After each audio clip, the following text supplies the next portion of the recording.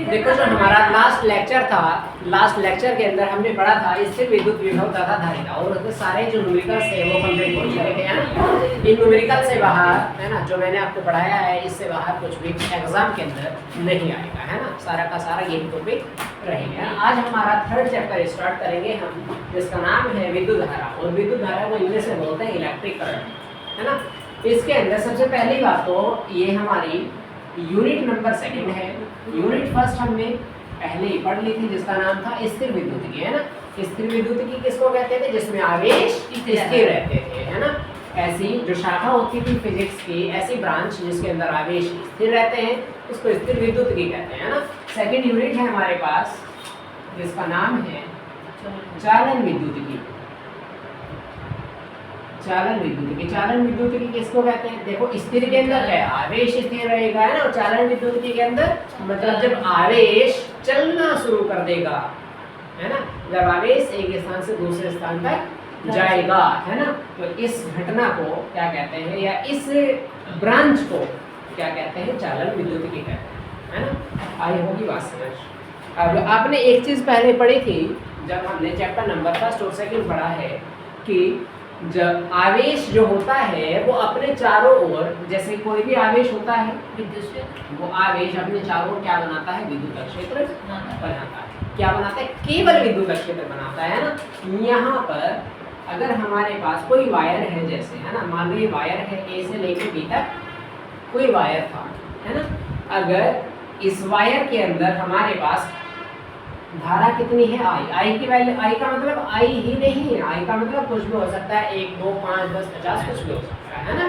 तो आई की वैल्यू यहाँ कुछ भी हो सकती है। यहाँ पे धारा कितनी प्रवाहित हो रही है? आई प्रवाहित हो रही है। तो इसके अंदर जैसे ही धारा प्रवाहित होगी, तो धारा प्रवाहित होने से इसके अंदर मतलब चारों तरफ विद्युत क्षेत्र तो उत्पन्न होगा ही। क्यों? क्योंकि आवेश के कारण विद्युत क्षेत्र तो उत्पन्न होता ही है, तो विद्युत क्षेत्र तो उत्पन्न होगा ही, साथ में क्या होगा? चुंबकीय क्षेत्र भी उत्पन्न होगा, है ना। ये बात आप जब चैप्टर नंबर 4 पढ़ोगे, उसके अंदर बहुत इंपॉर्टेंट टॉपिक आएंगे चुंबक के बारे में। बहुत इंपॉर्टेंट मतलब पेपर में तो आएगा ही, डेली लाइफ के अंदर बहुत प्रयोग है इसके, है ना। तो आप जब ए से बी तक अगर कोई हमारे पास क्या था? वायर था, जब इसमें धारा प्रवाहित करेंगे, धारा प्रवाहित होने का मतलब क्या है? धारा किसको कहते हैं? धारा किसको कहते हैं? आवेशों का एक जगह से दूसरी जगह तक जाना एक ही डायरेक्शन में क्या कहलाता है? विद्युत धारा कहलाता है ना। आवेशों का एक ही दिशा में एक स्थान से दूसरे स्थान तक जाना क्या कहलाता है? विद्युत धारा कहलाता है। अब विद्युत धारा बनी किससे है? आवेशों से ही तो बनी है। अगर आवेश ना हो तो धारा बन जाएगी नहीं, है ना। तो इसके अंदर धारा चलने का, धारा बहने का मतलब ये है कि आवेश एक ही डायरेक्शन में गति कर रहे हैं। और आवेश मतलब क्या? इलेक्ट्रॉन या प्रोटॉन। प्रोटॉन भी हो सकते हैं, इलेक्ट्रॉन भी हो सकते हैं। क्यों? क्योंकि आवेश दो टाइप का होता है, एक धनावेश एक ऋणावेश, है ना। हमने कहा है धारा क्या है? आवेशों का चलना। आवेश दो तरह के हैं, धनावेश ऋणावेश। तो मतलब आप प्रोटॉन भी भेज सकते हैं, इलेक्ट्रॉन भी भेज सकते हैं, है ना। तो क्या है? प्रोटॉन या इलेक्ट्रॉन का एक स्थान से दूसरे स्थान तक जाना क्या कहलाता है? धारा तो धनावेश से ऋणावेश की होता है। हाँ, वो भी बताऊंगा मैं अभी, है ना। जो हमारे पास जो धारा की डायरेक्शन होती है ना, जो धारा की डायरेक्शन होती है, अगर हमारे पास प्लस चार्ज है और एक हमारे पास कैसा चार्ज है? माइनस चार्ज है ना। तो प्लस, अगर हमारे पास धारा कोई तार है, उस तार के अंदर अगर प्लस चार्ज बह रहा है ना, तो धारा की जो डायरेक्शन होती है वो आवेश की डायरेक्शन के ही समान होती है। मतलब जिस डायरेक्शन में आवेश जाएगा उसी डायरेक्शन में धारा भी जाएगी। बहुत इंपॉर्टेंट पॉइंट है ये, जो 2 पॉइंट बता रहा हूँ, मोस्ट इंपॉर्टेंट पॉइंट है, पेपर में नहीं आएगा, नॉलेज के लिए बहुत इंपॉर्टेंट है ना। अगर प्लस आवेश चल रहा है किसी भी वायर के अंदर, तो डायरेक्शन क्या होगी? वही होगी जिस डायरेक्शन में आवेश चल रहा है ना। मतलब अगर आवेश ए से बी की तरफ जा रहा है तो धारा की डायरेक्शन भी ए से बी की तरफ ही होगी। लेकिन अगर माइनस आवेश चल रहा है है ना। तो डायरेक्शन क्या हो जाएगी, असमान हो जाएगी, है ना। मतलब अगर ये था हमारे पास, ये कोई चालक ए भी था, अगर धारा नहीं आवेश, अगर आवेश इस डायरेक्शन में चल रहे हैं तो धारा इस डायरेक्शन में जाएगी, उल्टी दिशा में जाएगी, अपोजिट डायरेक्शन में जाएगी, है ना। आईना दो बातें समझिए, प्लस के कारण डायरेक्शन समान होती है, और अगर माइनस वाला होगा तो डायरेक्शन अपोजिट होती है, विपरीत होती है। मोस्ट इंपोर्टेंट पॉइंट था, है ना। तो चालन विद्युत के अंदर हम यहाँ जो टॉपिक है, टॉपिक नंबर फर्स्ट है हमारा, जिसका नाम है विद्युत धारा। विद्युत के बारे में आपने पहले ही पढ़ा था ना, है ना। विद्युत किसको बोलते हैं, इलेक्ट्रिसिटी। सबसे पहले इलेक्ट्रिसिटी बनती कहाँ से, आवेशों से बनती है। आवेश की खोज सबसे पहले किसने करी थी, थेल्स ने करी थी, है ना। किसके कारण हुई थी, घर्षण के कारण हुई थी, घर्षण के वजह से तो आवेश उत्पन्न हुआ था हमारा, है ना। तो चैप्टर नंबर हमारा 3 है, जिसका नाम है विद्युत धारा। अब देखेंगे आप विद्युत धारा, इंग्लिश में होता है इलेक्ट्रिक करंट, है ना। सूत्र होता है हमारे पास Q बराबर कितना, I into T। 10th class में पढ़ा ना, दो सूत्र होते थे हमारे पास, एक तो Q बराबर I इंटू T होता था, और एक Q बराबर कितना, N इंटू T होता था। ये तो अभी भी पढ़ा आपने, है ना। दो सूत्र होते थे। अब हमें क्या निकालना है, हमें क्यों थोड़ा ही निकालना है, क्यों तो आवेश को हमने पहले ही पढ़ लिया। हमें चैप्टर का नाम क्या है, विद्युत धारा। धारा मतलब I की वैल्यू निकालने कितनी आ जाएगी, ये मल्टीप्लाई में है, इधर आएगा तो डिवाइड में आ जाएगा, कितना क्या हुआ, क्वांटी। I बराबर कितना क्या हुआ, क्वांटी हो जाएगा। आदि मैं न्यूमेरिकल मेथड से समझा रहा हूँ, अभी थ्योरी भी समझाऊंगा इधर, लेकिन आसान हो जाएगा इससे, है ना। मैं आसान करके समझाने की कोशिश करता हूँ आपको। अब देखिए, अगर मैं T की वैल्यू कितनी ले लूँ, 1 सेकंड ले लूँ, है ना, तो कितना आ जाएगा, क्यों अपॉन कितना आ जाएगा, 1 ही आ जाएगा। तो I बराबर कितना बचेगा, क्यों।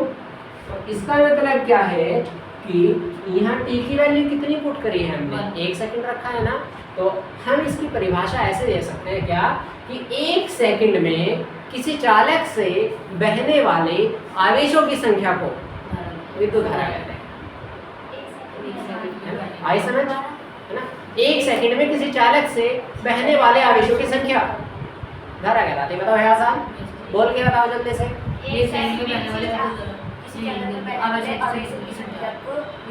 विद्युत धारा कहते हैं, या इसके आप दूसरी परिभाषा लिख सकते हैं, I बराबर कितना क्या वो क्वांटी।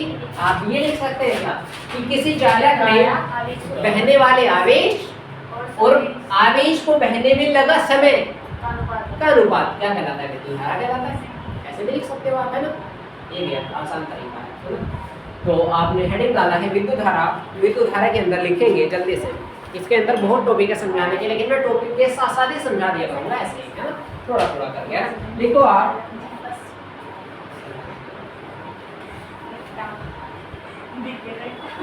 किसी चालक के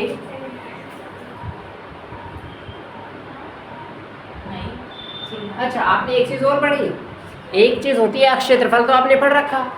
एक चीज होती है अनुप्रस्थ काट का क्षेत्रफल, नाम सुना पहले कभी, है ना। अनुप्रस्थ काट किसको कहते हैं, मतलब अगर उसका एक हिस्सा काट के उसका क्षेत्रफल अगर सर अनुप्रस्थ काट ऐसे होती है, ऐसे एक हिस्सा काट करके कभी चीज तो उसका क्षेत्रफल, कोई भी वस्तु है जैसे, है ना, देखो देखो मेरी तरफ देखो, अगर कोई भी वस्तु है उसके अनुप्रस्थ काट का क्षेत्रफल अगर आपको निकालना है, अनुप्रस्थ काट मतलब होता है उसके सिरों का क्षेत्रफल, जैसे ये मार्कर है ना, इसके अनुप्रस्थ काट का क्षेत्रफल कितना होगा ये निकालना है। तो क्या सिरे कौन से हैं इसके, कितने सिरे हैं इसके अंदर, एक इधर एक तो वही तो है, एक ये वाला एक ये वाला। अगर इसके अनुप्रस्थ काट का क्षेत्रफल निकालना है तो इतने, ये जिसकी गोलाई है ना, या गोलाई मतलब लंबाई चौड़ाई जो भी है, इसका एक सिरे का क्षेत्रफल जितना होगा उसी को कहते हैं अनुप्रस्थ काट का क्षेत्रफल। जैसे हमारे पास और क्या है, ये बोतल है जैसे हमारे पास, है ना, इसके अनुप्रस्थ काट का क्षेत्रफल निकालना है तो कितना, इसका पूरे का क्षेत्रफल निकालना है, क्या निकल जाएगा, अनुप्रस्थ काट का क्षेत्रफल निकल जाएगा। आई बात समझ, किसको कहते हैं, लिखेंगे, हाँ, किसी वस्तु के सिरों का क्षेत्रफल, है ना, क्या कहता है, अनुप्रस्थ काट का। जैसे अगर कोई वायर है हमारे पास, है कोई वायर हमारे पास, नहीं क्या नहीं, जो अभी रख दिया, ये छोटा है लेकिन हमने रख दिया वायर, अभी था हमारे पास, इसको वायर मान लेते हैं थोड़ी देर के लिए। खराब नहीं है कहाँ गया, ये देखो टूट गया, इससे चलेगा नहीं काम। है कोई ऐसी मोटी चीज हमारे पास? ये ले लो। से पेन का इस्तेमाल कर लो। पेन का इस्तेमाल करेंगे, पेन का इस्तेमाल सही है। देखो हमारे पास अगर ये कोई वायर था, ये कोई वायर है हमारे पास मान लो, है ना, इस वायर के अनुप्रस्थ काट का क्षेत्रफल निकालना है ना, ये मोटे मोटे भी तो होते हैं ना वायर, है ना, तो इसका अनुप्रस्थ काट का क्षेत्रफल, या तो आप ये कह दो कि इसके इस तरह का क्षेत्रफल निकाल लो, जो क्षेत्रफल आएगा वो इसके अनुप्रस्थ काट का क्षेत्रफल है, या फिर आप एक काम कर लो इसकी मोटाई निकाल लो, जी सर, ये तो पूरी है ना, क्योंकि एक जैसा है ना पूरा, हाँ, अनुप्रस्थ आप इसकी मोटाई निकाल लो और पूरा मोटाई निकाल के फिर इसका क्षेत्रफल निकल जाएगा, है ना। तो क्या है, अनुप्रस्थ काट का क्षेत्रफल किसी भी तार के अंदर से, आप सिंपल सी परिभाषा में ये कह सकते हैं अनुप्रस्थ काट का क्षेत्रफल किसको कहते हैं, कि किसी तार के अंदर से जितने क्षेत्रफल में से धारा प्रवाहित होती है उसको अनुप्रस्थ काट का क्षेत्रफल कहते हैं। मतलब बात समझ आई? किसी भी वायर के अंदर या किसी भी चालक के अंदर जितने क्षेत्रफल में से धारा प्रवाहित होगी उसको अनुप्रस्थ काट का क्षेत्रफल कहेंगे। सही है, बताओ? ठीक, लिखेंगे इसके फिर जल्दी से। हाँ, ये बहुत दिन 8-10 दिन से साफ नहीं हुआ। और झाड़ू लगा कर यहाँ पे। किसी चालक के अनुप्रस्थ काट, किसी चालक के अनुप्रस्थ काट के क्षेत्रफल, कितनी धारा की गाड़ी? हाँ विद्युत धारा के अंदर लिखेंगे, किसी चालक के अनुप्रस्थ काट के क्षेत्रफल से बहने वाले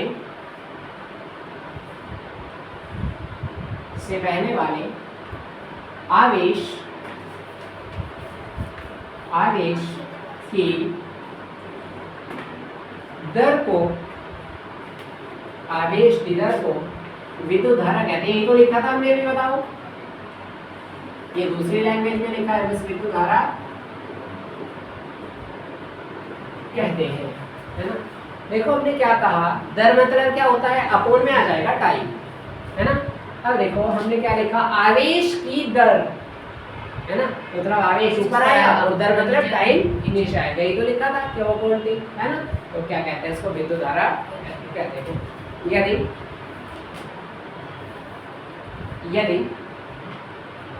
किसी चालक से t सेकंड में क्यू कूलाम आवेश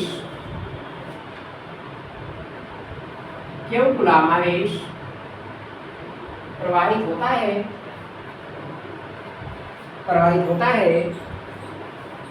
तो चालक से बहने वाली धारा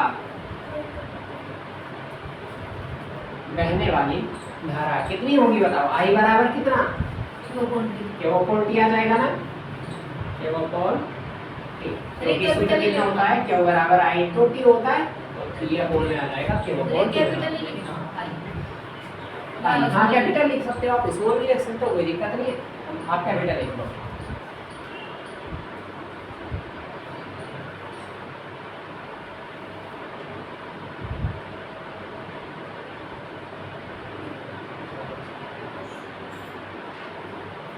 बता हो गया, है ना। अब देखो, यदि आसान परिभाषा, बिल्कुल सिंपल वाली परिभाषा दूसरे तरीके से भी हम इसके दे सकते हैं। देखो कैसे, अगर हम t की वैल्यू कितनी ले लें, 1 सेकंड ले लें, किसकी वैल्यू, t की वैल्यू, और q की वैल्यू भी कितनी ले लें,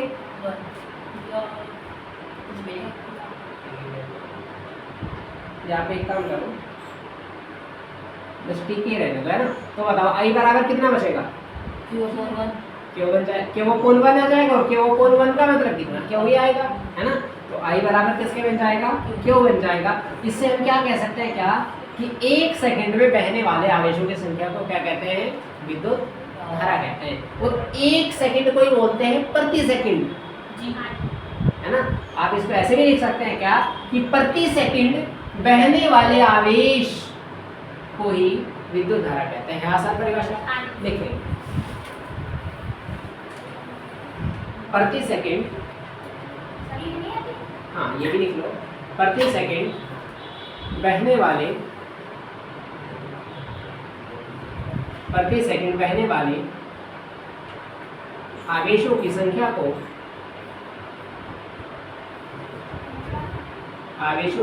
को ही विद्युत धारा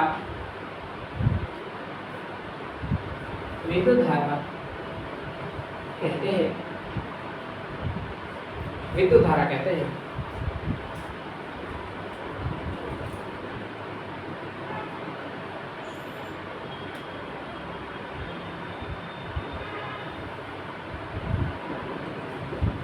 विद्युत धारा कहते हैं।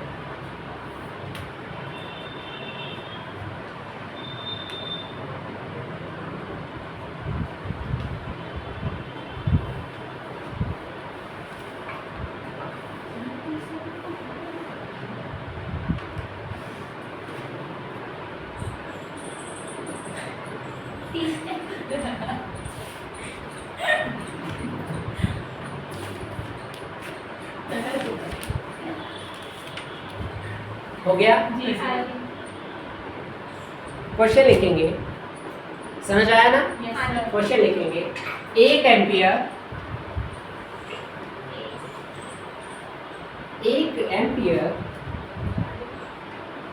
विद्युत धारा 1 एम्पियर विद्युत धारा को परिभाषित कीजिए।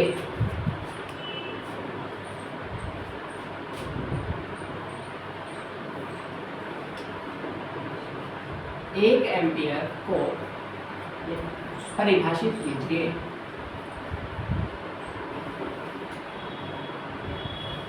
इसी को ऐसे भी लिख सकते हो, 1 एम्पियर को परिभाषित कीजिए या 1 एम्पियर की परिभाषा दीजिए, है ना? या 1 एम्पियर धारा की परिभाषा लिखिए, कई तरीके से लिख सकते हैं, है ना? अब देखेंगे 1 एम्पियर की परिभाषा लिखिए, सूत्र क्या था हमारे पास, ध्यान से देखेंगे। I बराबर कितना Q अपॉन T। क्वेश्चन क्या कह रहा है कि 1 एम्पियर की परिभाषा देनी है, मतलब धारा का मान कितना 1 चाहिए हमें, है ना?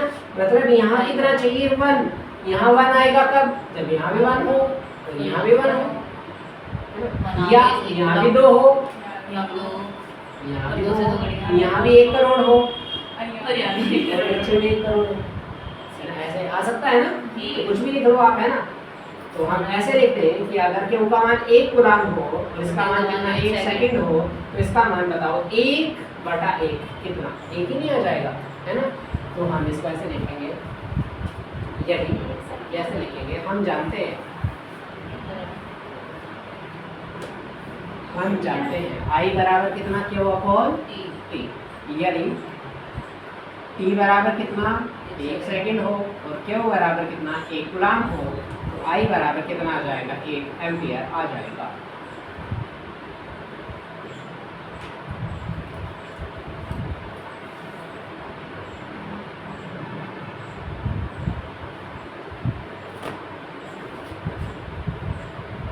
परिभाषा लिखेंगे इसकी, अभी तो हमने इसको मैथमेटिक्स के रूप में लिखा है ना। ये कूलम का, ये हमारे पास कूलम पर सेकंड एम्पियर होता है, या फिर आप धारा का मात्रा डायरेक्ट एम्पियर लिख दो, धारा ही तो निकालनी है।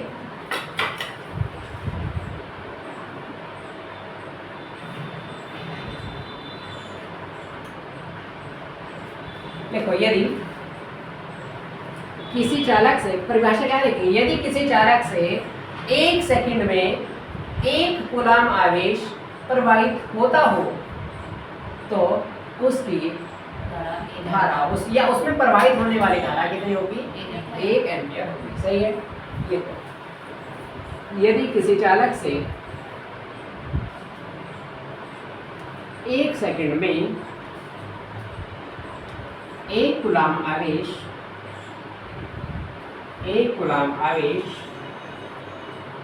प्रवाहित होता है या प्रवाहित हो, तो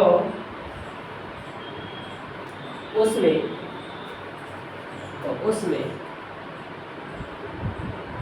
बहने वाली धारा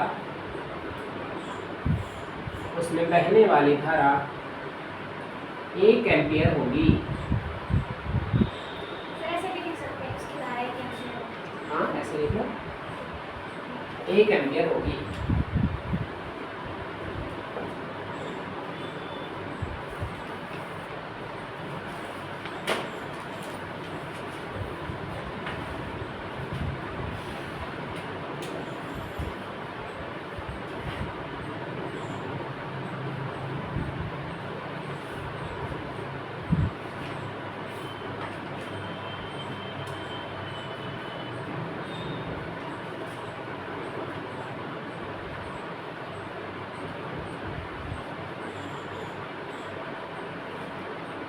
जी भाई इतना बड़ा फिर चेक कर दीजिए 127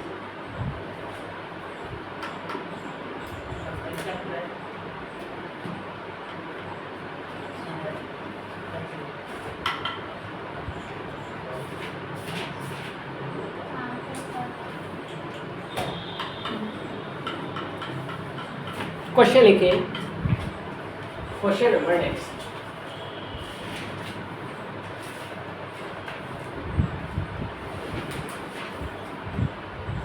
धातुओं में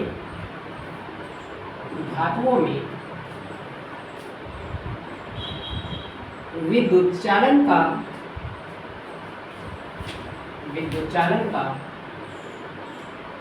मुक्त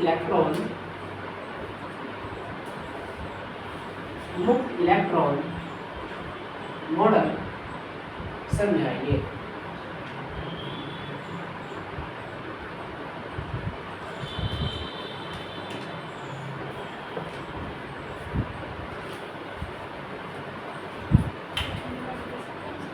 धातुओं में विद्युत चालन का मुक्त इलेक्ट्रॉन मॉडल समझाइए। देखो आसान क्वेश्चन है बिल्कुल।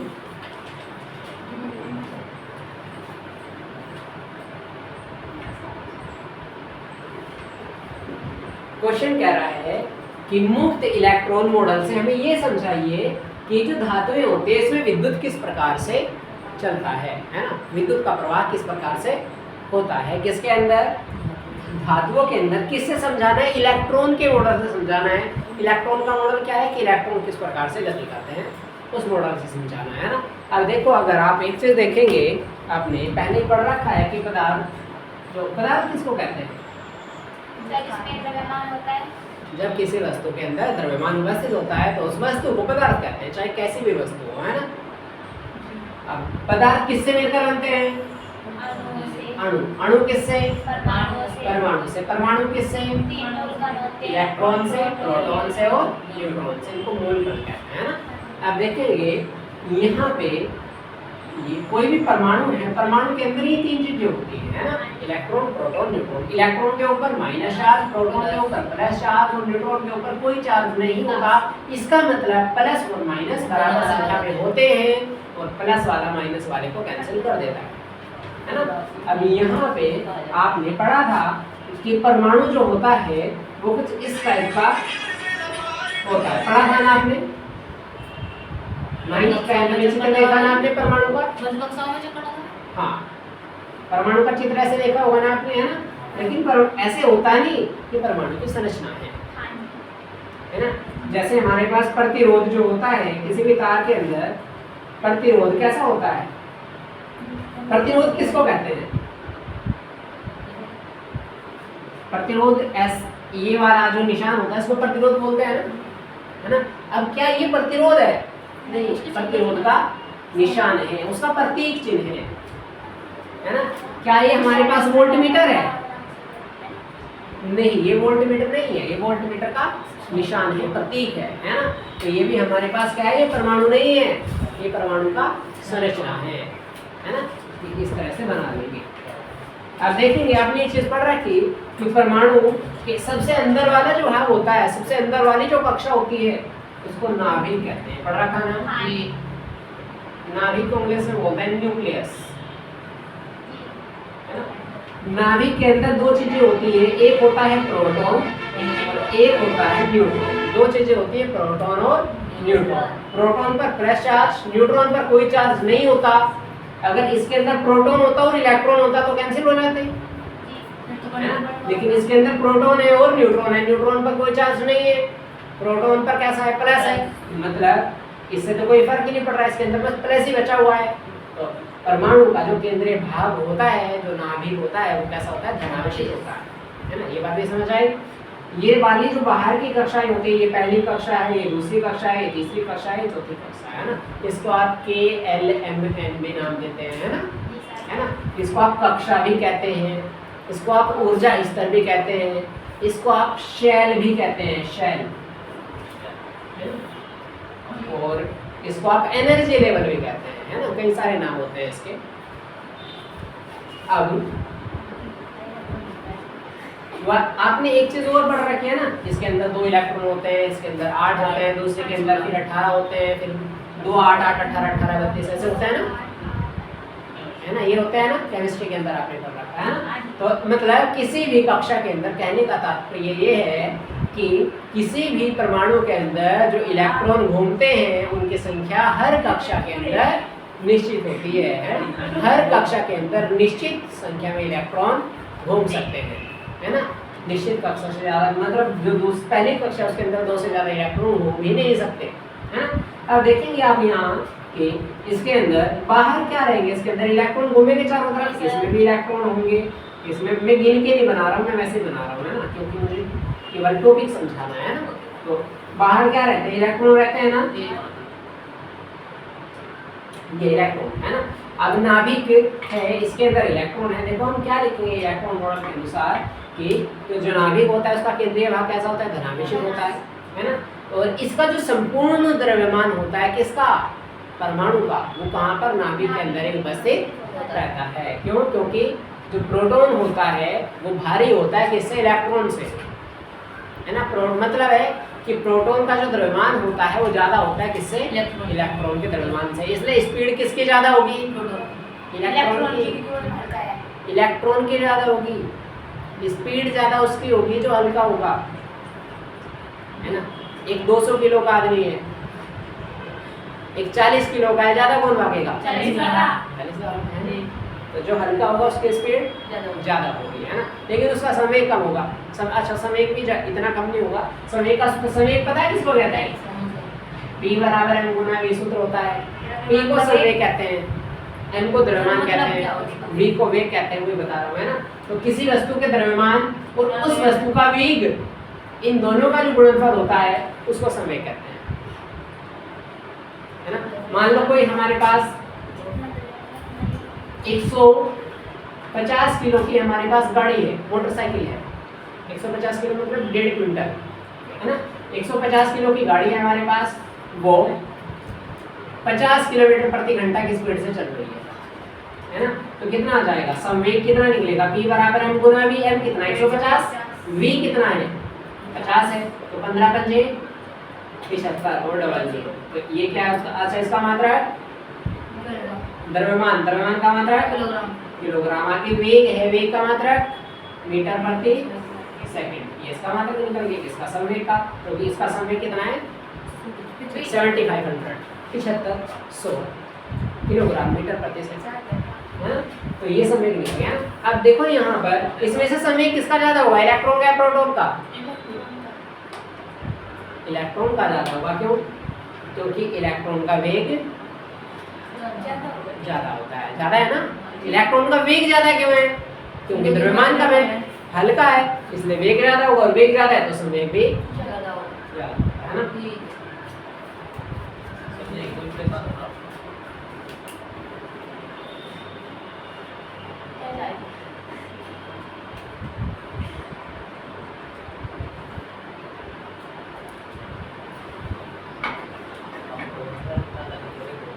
अब देखेंगे इसके अंदर जो नाभिक होता है ना, ये क्या है, इसका पूरे परमाणु का क्या होता है, केंद्र होता है।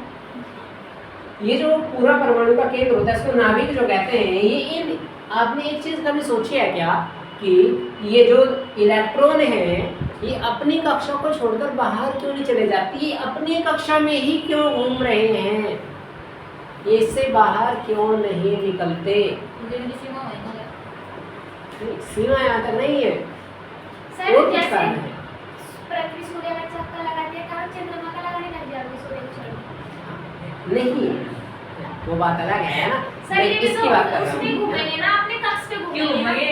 और नहीं, क्योंकि अच्छा, एक कक्ष चलो में सिर्फ एक ही उसको छोड़ दो आप एक एक मिनट के लिए, मैं आपको दूसरी तरीके से समझाता हूँ ये टॉपिक। सर, एक कक्ष में इसके एक ऐसे भी है। नाभिक जो है, नाभिक के अंदर कैसा आवेश है, धनावेश। धनावेश है। इनके ऊपर कैसा इलेक्ट्रॉन, इलेक्ट्रॉन जो है इनके ऊपर कैसा आवेश है,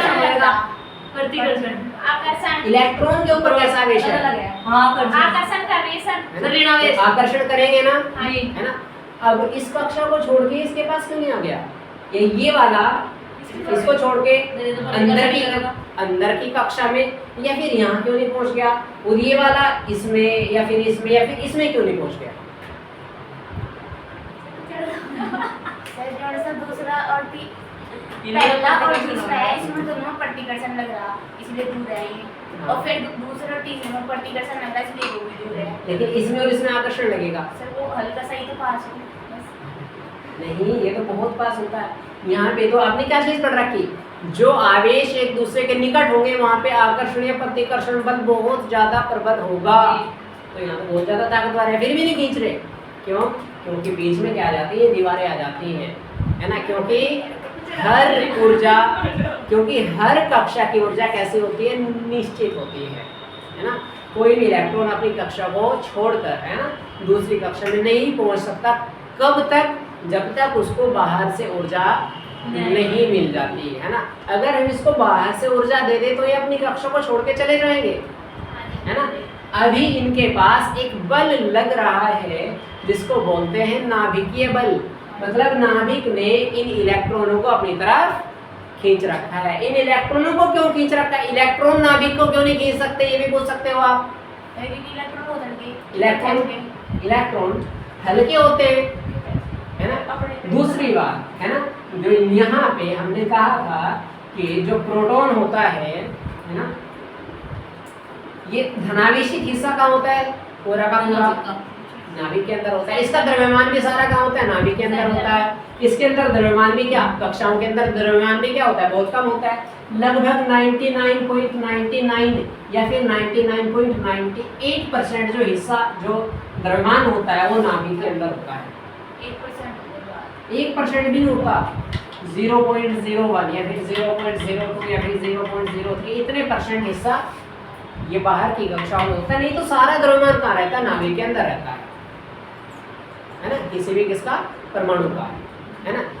तो यहाँ पे हमारे पास हमने क्या कहा कि ये जो प्रोटॉन है ये छोटे से एक हिस्से में ही सारा का सारा द्रव्यमान उपस्थित है, इसलिए ये क्या कर रहा है, इनको खींच रहा है ना। अगर द्रव्यमान इनके पास ज़्यादा हो तो ये खींचता। आप एक काम करो, अच्छा है ना, बिल्कुल फर्श वाली एक आप कोई बिल्कुल प्लेन सरफेस उठाइए आप, बिल्कुल फर्श वाली, है ना, और उसके अंदर आप एक कुर्सी पर बैठ जाइए, जो व्हील चेयर होती है ऐसे वाली, है ना, जो घूमती है ना।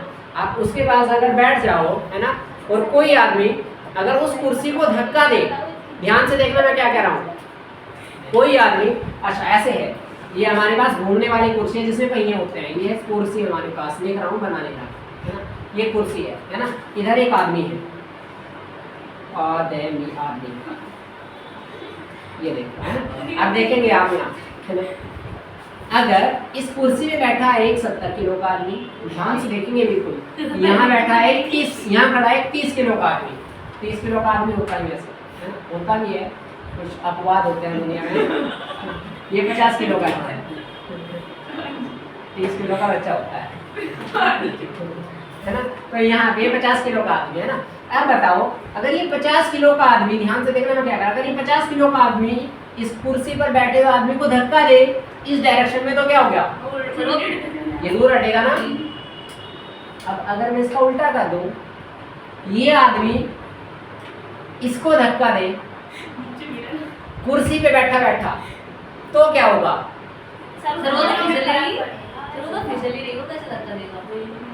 देखो मैं कह रहा हूँ, ये दोनों आदमी, ये कुर्सी पर बैठा, ये एक आदमी है वो यहाँ कुर्सी पर बैठा है, दूसरा आदमी यहाँ खड़ा है, ये आदमी कुर्सी वाला इसके पास आ गया, इधर की तरफ ऐसे आ गया, और अब इसको ऐसे धक्का दे रहा है पीछे की तरफ, तो क्या होगा, सर वो कुर्सी पीछे हटेगी, तो कुर्सी पीछे हटेगी ना। क्यों? क्योंकि इसका वजन ज्यादा है, और तो फिसलन भी, है ना, क्योंकि इसका वजन ज्यादा है। दूसरा कुर्सी के अंदर पहिए भी लगे हैं, आई होगी ना बस, तो यहाँ भी तो ऐसा ही है।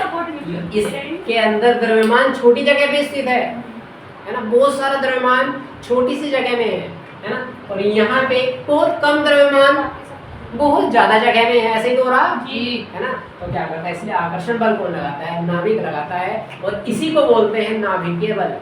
नाभिकीय बल दो तरह के होते हैं, एक होता है प्रबल नाभिकीय बल, एक होता है दुर्बल नाभिकीय बल। प्रबल नाभिकीय बल उस बल को कहते हैं जब नाभिक के द्वारा लगने वाला बल बहुत ज्यादा होता है, ऐसे बल को प्रबल नाभिकीय बल कहते हैं। दुर्बल नाभिकीय बल मतलब जब नाभिक के द्वारा लगने वाला बल बहुत कम होता है, ऐसे बल को क्या कहते हैं, दुर्बल नाभिकीय बल कहते हैं। प्रबल कहाँ पे लगेगा और दुर्बल कहाँ पे लगेगा, जो पास वाली कक्षा होगी उस पर प्रबल नाभिकीय बल लगेगा, जो दूर वाली कक्षा होगी उस पर दुर्बल नाभिकीय बल लगेगा। ये टॉपिक समझ आया होगा मेरे ख्याल से, है ना। तो इसके अंदर है ना, अगर आप इसका मैंने एक कंडीशन बताई अभी क्या कि इलेक्ट्रॉन अपने आप बाहर नहीं निकल सकते, अगर आप इसको बाहर से ऊर्जा दे दो तो इलेक्ट्रॉन बाहर निकल जाएंगे। ऊर्जा देने के कई तरीके हैं। पहला आप इसको गर्म कर सकते हैं, है ना। आप इसको जैसे ही गर्म करेंगे, गर्म करने से क्या होता है, क्या होता है, आपने लोहा देखा, लोहे को अगर आप डायरेक्ट पीटो जो टूटता ही है है ना तो वो पतला नहीं हो पाता ना, लेकिन लोहार को आपने देखा होगा वो गर्म करके पीटता है ना, उसको पता है ऐसे मारने वाला नहीं है। नहीं है, इसलिए वो गर्म करता है पहले, है ना। तो जैसे ही वो गर्म करता है तो उसके जो अणु होते हैं ना वो दूर दूर हो जाते हैं एक दूसरे से, वो प्रतिकर्षण करते हैं क्योंकि उनको बाहर से ऊर्जा मिल जाती है ना। उसके जो इलेक्ट्रॉन होते हैं वो अपनी कक्षा को छोड़कर दूसरी कक्षा में जाना शुरू कर देते हैं, मतलब लोहे के अंदर हलचल शुरू हो जाती है। और हलचल शुरू हो जाती है तो क्या होता है, हमारे पास ये जो इलेक्ट्रॉन है एक दूसरी कक्षा को छोड़कर चले जाते हैं, है ना। तो जो लोहा होता है वो क्या हो जाता है कि बारीक होना शुरू हो जाता है, ऐसे भी होता है ना। तो यहाँ पे हमने जब चालक का ताप बढ़ाते हैं तो ताप बढ़ाने से, है ना, ये इलेक्ट्रॉन दूर भागे क्यों, तो फिर ये पढ़ना है हमें यहाँ, क्योंकि ना बाहर से ऊर्जा क्योंकि इनको बाहर से ऊर्जा मिली, बाहर से ऊर्जा लेने के बाद एक दूसरे से दूर गए क्यों,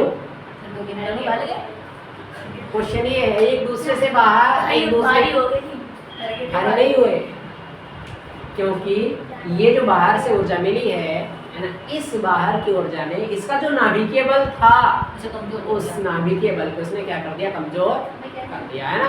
और जैसे ही नाभिकीय बल कमजोर हुआ मतलब ऊर्जा इसकी कम हो गई, पकड़ने की क्षमता इसकी कम हो गई, है ना। जैसे आपने देखा फिल्मों के अंदर, है ना, जो बॉलीवुड की पिक्चरें आती हैं, है ना, आपने देखा जब लास्ट में, है ना, जब विलन की मरने की बारी आती है ना, है ना, तो जो भी हीरो होते हैं ना, जब वो बहुत तेजी से मारता रहता है विलन को, है ना, फिर बाद में वो अपना जो उनका जो चाल होती है वो चलता है ना, फिर उनकी माँ को, है ना, या उनकी गर्लफ्रेंड को, किसी को भी, है ना, वहाँ से एक डब्बा सा होता है उस बक्से के अंदर से बाहर निकालते हैं, है ना।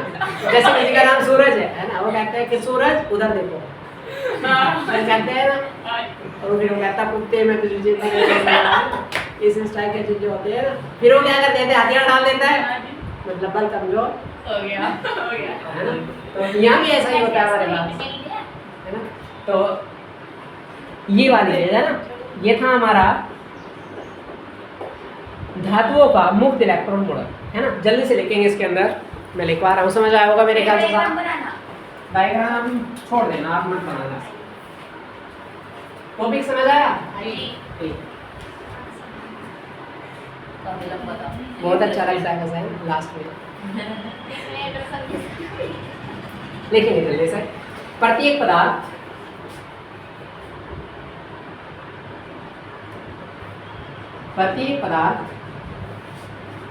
परमाणुओं से मिलकर बना होता है, परमाणुओं से मिलकर बना होता है,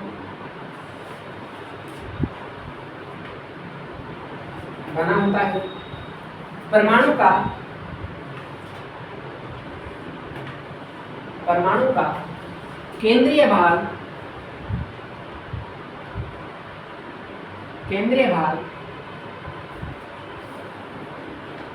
धनावेशित होता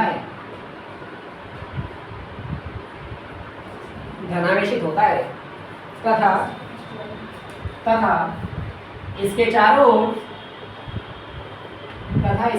ओर इलेक्ट्रॉन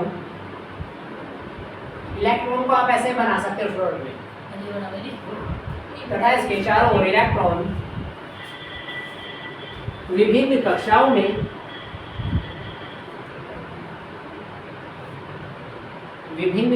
में घूमते रहते हैं।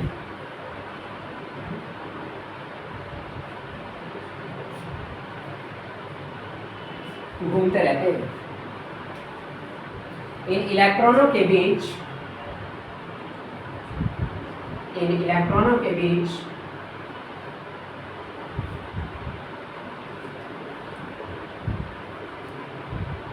इन इलेक्ट्रॉनों के बीच नाभिकीय बल लगता है। नाभिकीय बल लगता है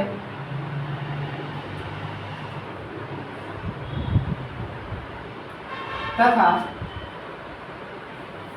जब चालक का ताप बढ़ाया जाता है, चालक का ताप बढ़ाया जाता है तो नाभिकीय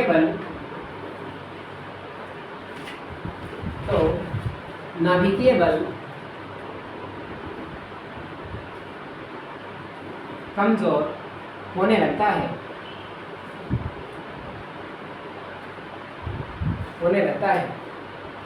अर्थात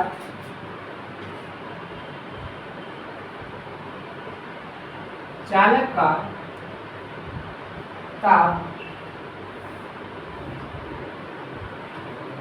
बढ़ाने से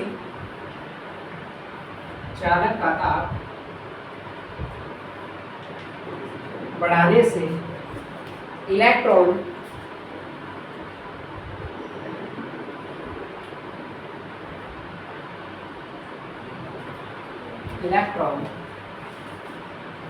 अपनी कक्षा को छोड़कर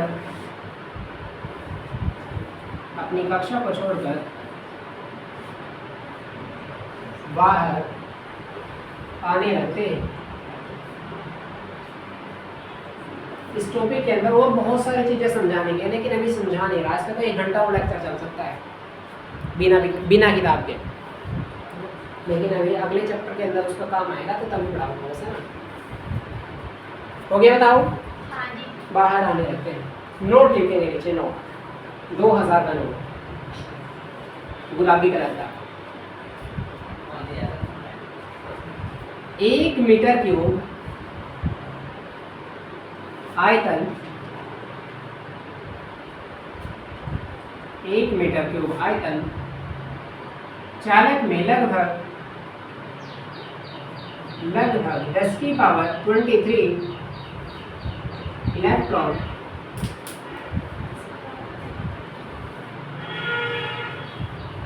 होते हैं। भाई ये 23 नहीं है, सॉरी 27 है। 10 की पावर 27 इलेक्ट्रॉन होते हैं।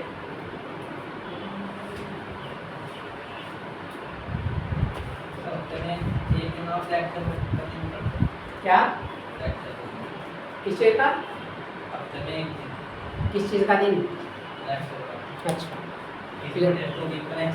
लेक्चर बस है। हो गया क्या? बताओ, है ना? ये बात समझ गए? लास्ट में जो पॉइंट लिखा है ना, या 1 मीटर क्यूब आयतन में लगभग 10 की पावर 27 इलेक्ट्रॉन होते हैं। मतलब क्या है कि अगर कोई चालक है, उसके अंदर 1 मीटर लंबाई है, 1 मीटर चौड़ाई है और 1 मीटर ऊंचाई है ना, तो 1 मीटर क्यूब आयतन जो होता है किसी भी चालक का, उसके अंदर 10 की पावर 27 इलेक्ट्रॉन होंगे। मतलब जैसे अगर कोई जैसे घन है, कोई घन के आकार का चालक है ना, घन जैसे लीडो का गिट्टा होता है ना, अगर वो गिट्टा ऐसा बना दिया जाए कि उसकी लंबाई भी 1 मीटर हो, चौड़ाई भी हो और ऊंचाई भी 1 मीटर हो, है ना, और लोहे का या फिर किसी चालक का बना दिया जाए ना, तो उसके अंदर 10 की पावर 27 इलेक्ट्रॉन होंगे। और 10 की पावर 27 का मतलब क्या है कि 1 के आगे 27 जीरो लगेंगे, इतने इलेक्ट्रॉन होंगे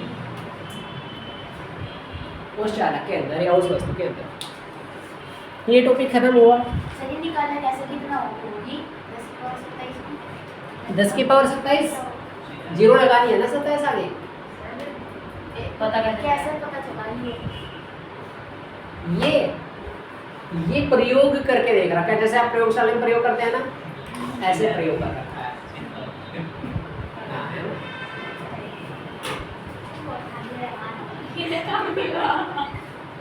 साइंस में ऑटोमेटिक कुछ नहीं होता है भाई।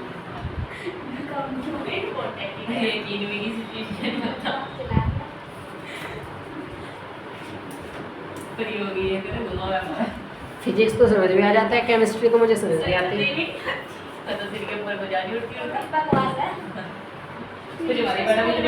केमिस्ट्री में तो है ना, बीएससी के अंदर मैं हार मानता हूँ।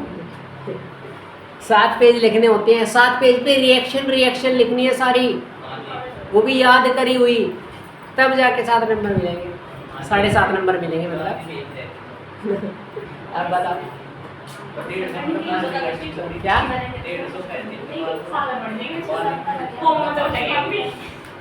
तो भाई है ना, इसका बढ़िया तो दवाई की दुकान पर मेरे ख्याल से यहाँ पे जो बीएससी है वो बीएससी ऑनर्स करनी चाहिए, है ना। अगर कोई बच्चा बीएससी कर रहा है तो उसको बीएससी ऑनर्स से करे तो ज़्यादा अच्छा है। बीएससी ऑनर्स का मतलब होता है कि किसी एक सब्जेक्ट से बीएससी करनी है, चाहे कोई सा भी एक सब्जेक्ट चूज कर लो आप, चाहे फिजिक्स ले लो, चाहे केमिस्ट्री ले लो, चाहे मैथ ले लो, चाहे बायोलॉजी ले लो, कोई सा भी एक सब्जेक्ट ले लो और वही एक सब्जेक्ट पढ़ना है 3 साल लगातार,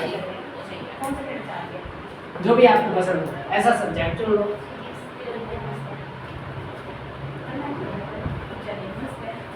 मैथ भी अच्छा है वैसे, मैथ भी अच्छा है। मैथ बहुत अच्छा और सब बड़ा ठीक है।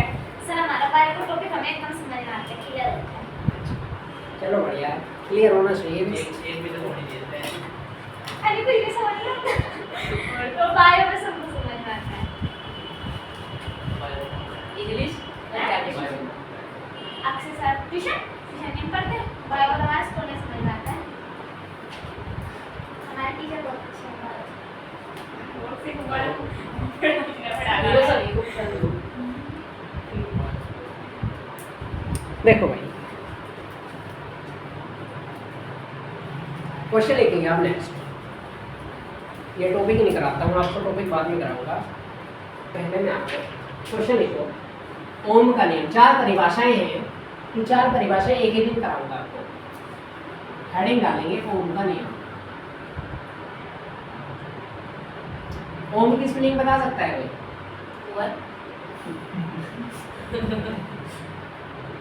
ओम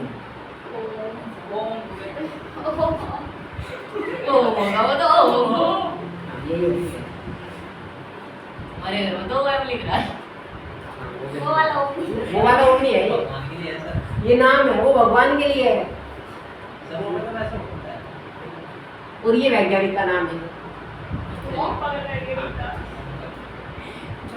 अब देखो आपने भाई सूत्र पढ़ा था पहले बचपन में, नाइन्थ या टेंथ और 10th क्लास में हमने सूत्र पढ़ा था, V = I/R, है ना। जहाँ V क्या होता है विभवांतर, I क्या होती है धारा और R क्या होता है रेसिस्टेंस, प्रतिरोध, है ना। R बोलते हैं रेसिस्टेंस को। अच्छा आप ये बात बताओ, पहले आपने प्रतिरोध पढ़ा ना, पहले 2-3 साल से पढ़ रहे हो आप, प्रतिरोध होता क्या है वास्तव में, जल्दी से बताओ। पहले बताया भी है मैंने आपको, किसी वस्तु के बीच में रुकावट, किसी वस्तु के बीच में रुकावट नहीं, धारा के बीच में रुकावट, किसी वस्तु के अंदर धारा के रास्ते में आने वाली रुकावट, है ना, क्या कहलाती है, प्रतिरोध कहलाती है ना। अब देखिए V = I/R है, हमें सूत्र V का नहीं निकालना है, किसका निकालना है, ओम का नियम है। अच्छा ये भी लिख सकते हो आप वैसे ओम का जो नियम होता है उसमें R की वैल्यू निकालनी होती है, कितना V है, ये अपनी ही आ जाएगा कितना V/I, तो सूत्र बन जाएगा R = V/I, है ना। तो लिखे आप इसके अंदर, थोड़ी सी पहले लिखो उसके अंदर, फिर मैं समझा रहा हूँ आपको। यदि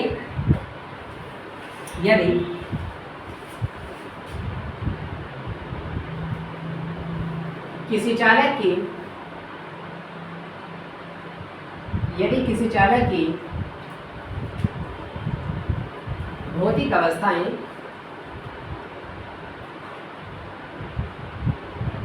भौतिक अवस्था किसको कहते हैं, भौतिक अवस्था किसको कहते हैं, जो अंकों से दिखाई देती जो आंखों से स्पष्ट दिखाई दे सकती है ना। जैसे किसी वस्तु का कलर हो गया, किसी वस्तु की लंबाई चौड़ाई या ऊंचाई हो गई, है ना, ऐसी चीजें, है ना, जो हम अपनी आंखों से देख सकते हैं, उसको क्या कहते हैं, रासायनिक अवस्था। रासायनिक अवस्था ऐसी अवस्थाएं होती है, है ना, जिसके अंदर हम उसको डायरेक्ट अपनी आंखों से नहीं देख सकते, है ना। जैसे कौन कौन सी हो सकती है, दूध से दही का जमना, हमें पता चलता है कब बन गया, देखा कल आपने, सर भौतिक अवस्था होती है जिसमें तुम्हारा वो चीज प्राप्त हो जाती है, भौतिक अवस्था। हाँ जी, हमने तो अब तक ये पढ़ा है। भौतिक अवस्था वो चीज में दोबारा वो चीज प्राप्त हो जाए इससे बना। अच्छा, हाँ ऐसे भी कह सकते हो है ना। रासायनिक अवस्था ऐसी अवस्था होती है जिसमें अगर एक बार अभिक्रिया हो गई तो अभिक्रिया दोबारा नहीं होगी। मतलब जो हमारा पदार्थ बनाया सब जिन पदार्थ से मिलकर वो अभिक्रिया हुई थी वो वापस नहीं है ना, मिलेगी। वो वापस नहीं। पदार्थ वो अभिक्रिया होने के बाद एक नया पदार्थ बनेगा। में अलग अलग पदार्थ हमें दोबारा नहीं मिल सकते। आप इसकी परिभाषा ऐसे भी देख सकते हैं ना, ये भी सही है ना। अब देखिए आप, यदि किसी वस्तु की भौतिक अवस्थाएं परिवर्तित भौतिक अवस्थाएं जैसे जैसे लंबाई, द्रव्यमान आदि लिखना चाहो लिख लो। लंबाई, द्रव्यमान आदि परिवर्तित न की जाए तो उसमें लगाया गया विभवांतर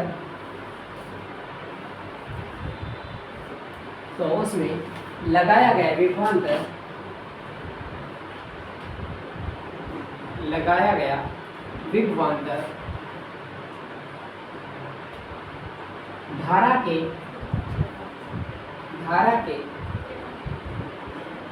अनुक्रमानुपाती होता है।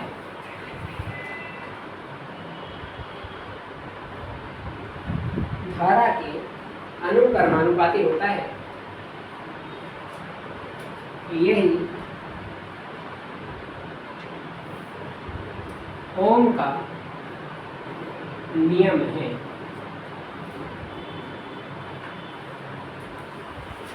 अर्थात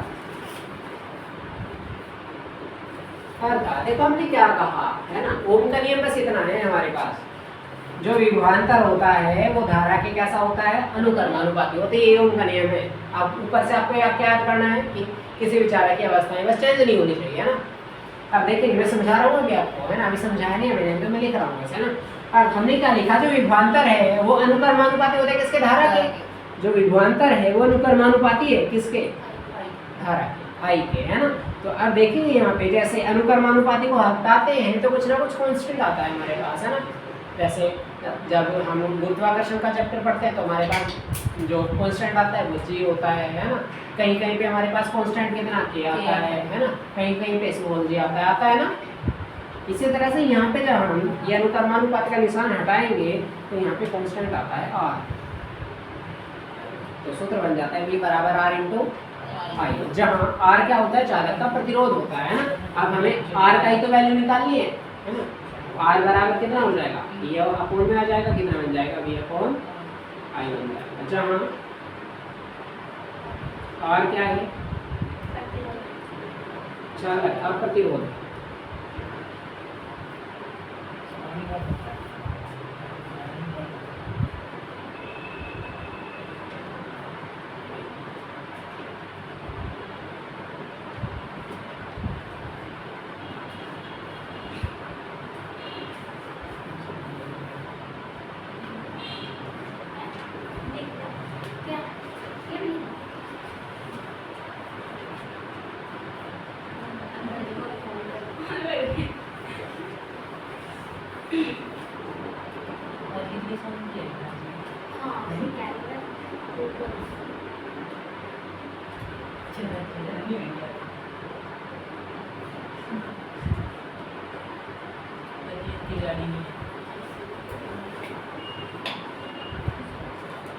हो गया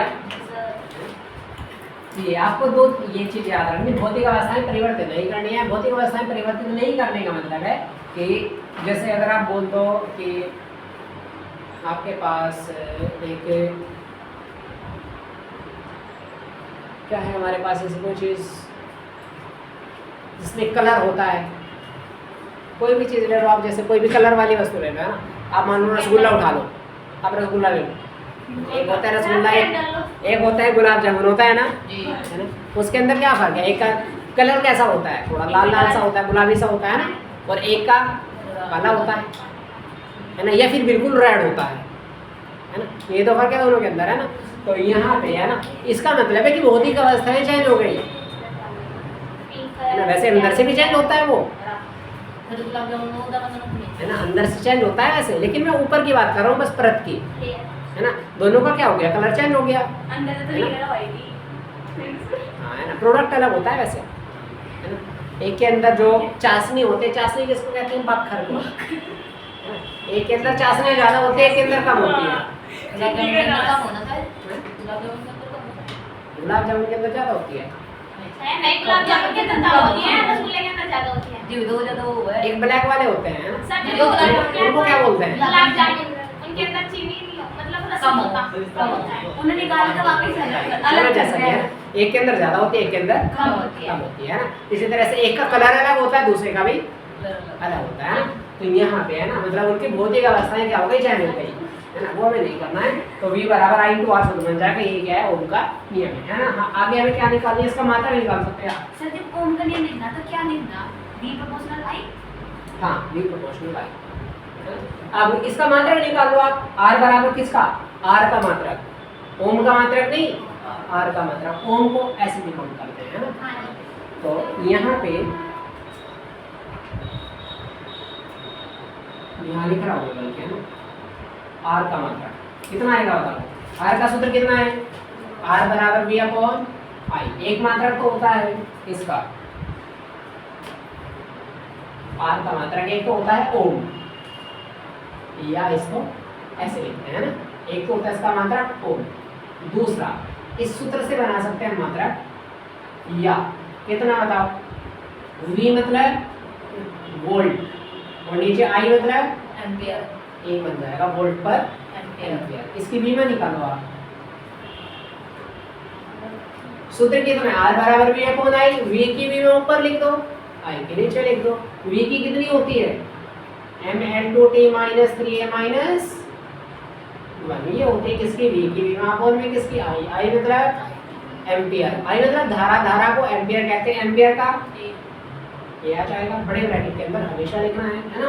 अब देखेंगे m l2 t minus 3 a की पावर माइनस 1 है यहाँ, और ये मैंने और बजा एक नीचे से जाएगी ऊपर माइनस 1 हो जाएगी, a माइनस 2, ये इसकी बीमा निकल गई।